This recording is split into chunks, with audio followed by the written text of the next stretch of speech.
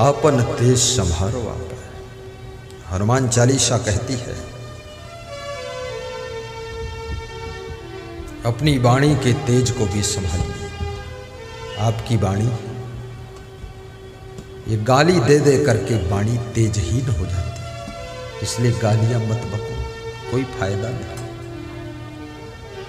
कितनी स्त्रियां तो अपने पतियों को भी गाली देती है और पति से कहती हैं, ये मर गया, नाश काटा और गेहूं काटा और भूसा उठाया। फालतू बात बोलती। कितने पुरुष भी इतने क्रोधी हैं, अपनी पत्नी को बहुत गाली देते हैं। तो याद रखना, गाली मत दो। जैसी पत्नी है वही तुम्हारे भाग्य में थी। अब बस स्वीकार करो, जो भी मिली है उल्टा पलटा करती है। कितने लोग बहुत पुण्य कमा चुके हैं, उनको बड़ी बुद्धिमान पत्नी मिली है, समझदार, इशारे से काम करती है।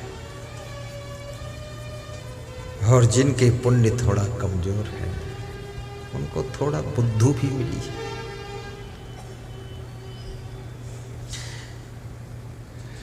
चाय मांगते हैं तो गिलास में ला कर देती है, और पानी मांगते हैं तो कप में ला कर देती है।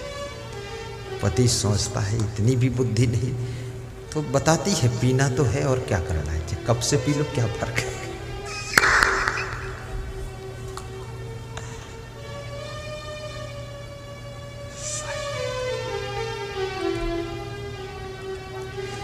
बुद्धिमान पति मिल जाए तो समझो कोई जन्म का पुण्य था।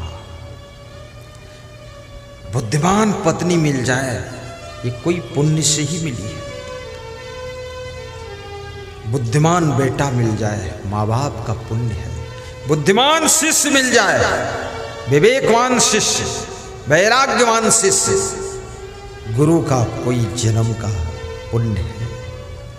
और सुयोग्य गुरु मिल जाए, वैराग्यवान गुरु, तेजस्वी गुरु, ओजस्वी गुरु, ज्ञानी गुरु, ध्यानी गुरु, सदाचारी गुरु, जितेंद्री गुरु, ऐसा गुरु जो कल्याण का काम कर दे शुरू, ऐसा मिल जाए गुरु तो समझ लो पूर्व जन्म का बहुत ढेर पुण्य था, इसलिए ऐसा गुरु मिला।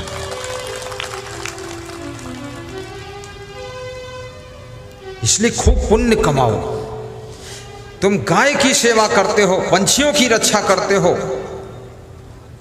जीवों पर दया करते हो, प्यासे को पानी पिलाते हो, भूखे को भोजन खिलाते हो, अतिथि का सत्कार करते हो, संत का आदर करते हो, सत्संग समागम कराते हो, ये सब करने से बहुत बड़ा पुण्य इकट्ठा होता है। दान करने से भी पुण्य होता है। किसी के दुख को दूर करते हो तो पुण्य इकट्ठा हो जाता है। हमारे पास में एक माता जी आई पिछले गांव में, बोली मेरी चैन खो गई, गले की चैन। तो मैंने ऐसा फूल उठाया, उनके सिर पे लगाया। हमने कहा माता जी दुखी मत होना। तो वे अपना बटुआ खोलने लगी और बटुआ से 100 रुपये निकाल कर दान दिया। हमने कहा माता जी चैन खो गई और फिर भी 100 रुपये दान दे रही हो। बोले ये 100 रुपये के दान से इसी पुण्य से दूसरी चैन मिल जाएगी। तो हमने कहा आप ज़्यादा दुखी नहीं हैं? बोले आपके ज्ञान से दुख नहीं हो रहा है, दुख नहीं हो रहा। तो मैंने कहा आशीर्वाद है, मिल जाएगी चैन, मिल जाएगी। याद रखना, माताओं बहनों से नम्र निवेदन करूँगा, जब सत्संग में आया करो, सोने चांदी के गहने घर में सुरक्षित रख करके तब आया करो। सत्संग में आओ, गुरु जी की माला पहन लो। वहाँ दुकान पर, साहित्य की दुकान पर गुरु की लाकेट वाली माला बिक रही है, खरीद लो 10-10 माला, पहन लो एक एक माला और कुछ घर वालों को पहनाओ जा करके, वही शोभा देता है। और दूसरा निवेदन है, जब गुरु जी को प्रणाम करने आओ, आशीर्वाद लेने आओ, तो लाइन लंबी लगा लो, धक्का मुक्का मत करो, एक के पीछे एक, बारी बारी बारी बारी। प्रणाम करते जाओ, गुरु जी का आशीर्वाद लेते जाओ, फट से इधर सामने निकलते जाओ, साइड से आओ और सामने निकल जाओ। एक दूसरे को छुओ मत, धक्का मत मारो। गुरु जी जाएंगे कहाँ? चारों तरफ से आपके बीच में घिरे हैं गुरुदेव, जा कहाँ सकते? 10 मिनट ज्यादा लगेगा, फर्क क्या, धक्का नहीं मारना। लेकिन माताओं बहनों में एक विशेषता होती है, ये धक्का मारती भी है और धक्का खाती भी है, और तब इनको अच्छा लगता है कि 2-4 धक्का लगे, बड़ा अच्छा लगा। नहीं, धक्का मारो भी मत, धक्का खाओ भी मत, शांति से नियम से आना चाहिए। गुरुदेव के निकट से दर्शन कर लो, चुपचाप उतर जाओ। हमारे ऊपर फूल वूल मत डालो, हाँ ऊपर नहीं डालो, वो तो पत्थर की मूर्ति होती है, उसके ऊपर डाला जाता है। ऐसे तुम मेरे ऊपर डालोगे, कोई दूध ला के डालता, कोई पानी चढ़ा दे, कोई बेलपत्र चढ़ा दे, कोई चावल डाल दे, ये नहीं, ऐसा नहीं है। गुरु जी के सामने टेबल लगा, उस पर रख दीजिए, बस हम ले लेंगे वहां से, सब मिल जाएगा गुरु जी को। और गुरु जी के चरण भी मत छू, नहीं, चरण नहीं छूना है। तो फिर गुरु जी को हाथ जोड़कर बोलना है, साहिब बंदगी, निकल जाना।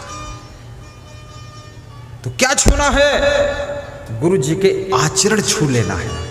आचरण, सुंदर स्वभाव, सुंदर चरित्र और सुंदर वाणी और सुंदर ज्ञान, ये सब गुरु जी का छू लो। और छू लो नहीं, इसको ले लो, और ले लो नहीं, जीवन में उतार लो, और उतार लो बिल्कुल गुरु के जैसे तुम भी बन जाओ। जिससे गुरु जी तुम्हारे कभी ना बीड़ी पीते, न दारू पीते, न पान खाते, न पुड़िया खाते, न तमाकू खाते, तुम भी सब छोड़ दिया, बस त्याग। अरे मेरे गुरुदेव नहीं खाते, मैं कैसे खाऊंगा?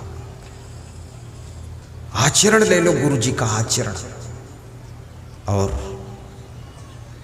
गुरु जी का ज्ञान सीख लो, दूसरों को ज्ञान भी सुनाओ। तेजस्वी बनो, आपकी वाणी भी ओजस्वी होनी चाहिए। आप राजनीति करते हो, ओजस्वी वक्ता बनो। ये म्याऊं म्याऊं बोलना जो है कि शिपोन में एक गली बनी थी, ये इससे न वोट मिलेगी न सड़क बनने वाली है। अरे संसद भवन में भी दहाड़ना पड़ता है, वहां भी कंपटीशन है। हर सांसद अपने अपने क्षेत्र में बजट ले जाना चाहता है, हर विधायक अपने अपने क्षेत्र में बजट ले जाना चाहता है। आपका सांसद विधायक अगर दमखम वाला नहीं है तो आपके क्षेत्र में बजट बहुत कम आएगा। वहां भी बोलना पड़ता है, और बोलना पड़ता, समझाना पड़ता है। तो प्रधानमंत्री भी थोड़ा समझता है कि इसको देना चाहिए, नहीं तो ये मचाएगा वो खुराफात, फालतू बजट दे देगा। म्याऊं म्याऊं करने की जरूरत नहीं।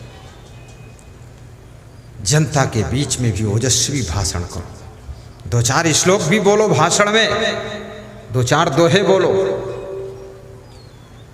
और 1-2 गीत भी गा दो।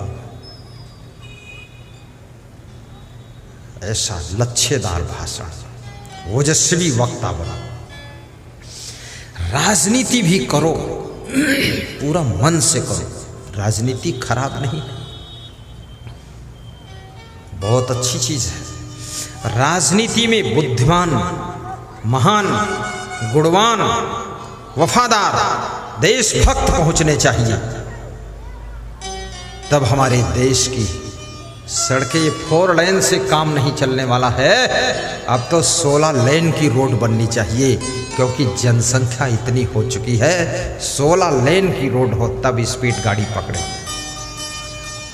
हर शहर में ओवरब्रिज, उत्तर से दक्षिण की ओर, पश्चिम से पूरब की ओर। जिसको शहर में जरूरत नहीं ऊपर ऊपर निकल जाओ, वहाँ फालतू लाल बत्ती पीली बत्ती खड़े हो।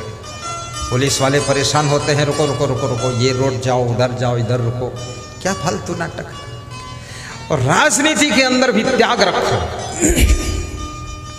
आपका जीवन तेजस्वी तभी होगा जब आपके अंदर त्याग होगा। लोभ लालच नहीं। क्या करोगे इतना पैसा, कोई जरूरत नहीं है।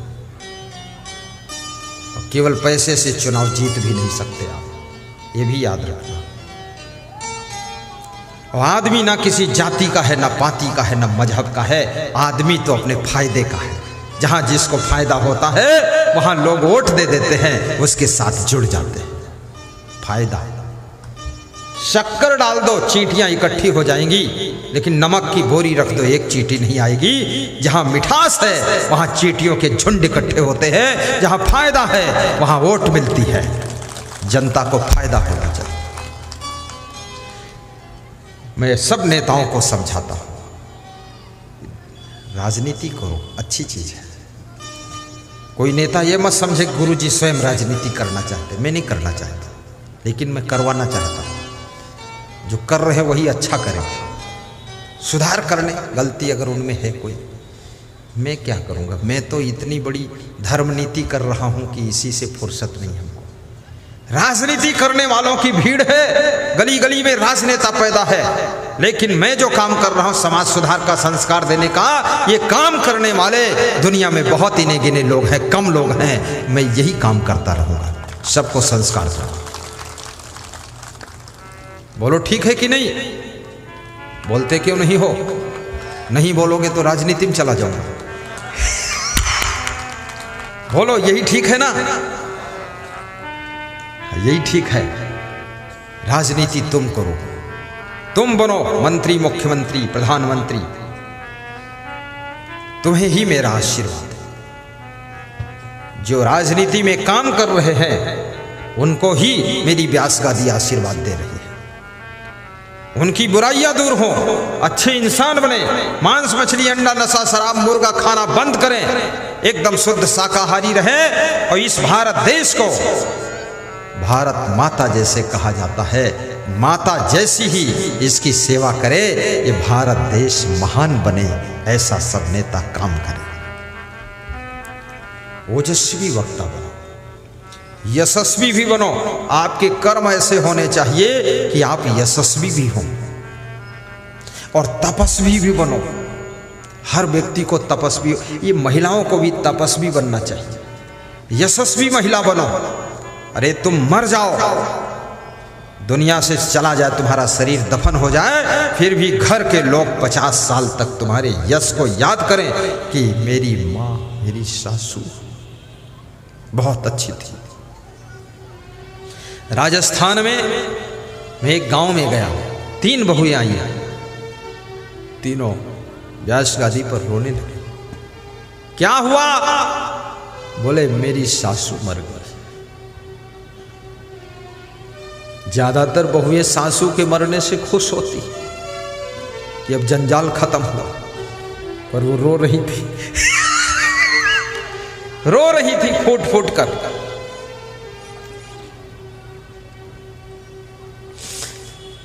मैंने कहा सासू मर गई, सासू के प्रति तुम्हारा प्रेम नहीं मरा? बोले प्रेम तो जिंदगी भर नहीं मरेगा। मां से भी ज्यादा, पिता से भी ज्यादा, भाई से भी ज्यादा, और पति से भी ज्यादा ख्याल करने वाली, मुझे निभाने वाली और मुझे सुख देने वाली मेरी सासू थी। ऐसी सासू। यशस्वी सासू बनो, यशस्वी गुरु बनो, और तपस्वी भी बनो। परिवार के लिए, शिष्यों के लिए, फैमिली के लिए, देश के लिए, ग्राम के लिए, समाज की सेवा के लिए कुछ कष्ट सहना पड़े, कष्टों को सह लेना। सबके कल्याण के लिए जो कष्ट सह लेता है वही तपस्वी होता है। याद रखना, परिवार बिखरने न पाए इसके लिए दुख भी सह लेना, तो तुम तपस्वी महिला कहलाओगी। तपस्वी महिला। साहिब बंदगी बोलो, साहिब। और अपने जीवन को तेजस्वी भी बनाओ। इस शरीर को भी स्वस्थ रखो, थोड़ा ब्रह्मचर्य का भी पालन करो। आपकी मुखमंडल पर भी तेज झलकना चाहिए। ये संसार के विषय भोगों को बेतहासा मत भोगो, अन्यथा शरीर सूख जाएगा, तेजहीन हो जाएगा, चेहरे का मुखमंडल का चमक धमक खत्म हो जाएगा। अपने वीर शक्ति को भी रोको, रज शक्ति को भी रोको, आपन तेज संहारो। आपका शरीर भी तेजस्वी होना चाहिए। हजारों में बाजारों में खड़े हो जाओ तो तुम्हारी चमक निराली दिखाई देनी चाहिए, ललाट चमकना चाहिए। इसके लिए भोजन भी कम करो। बहुत खाना अच्छा नहीं हो, बहुत खाने से शरीर बदसूरत हो जाता है। कई बार खा लो, थोड़ा थोड़ा खाओ।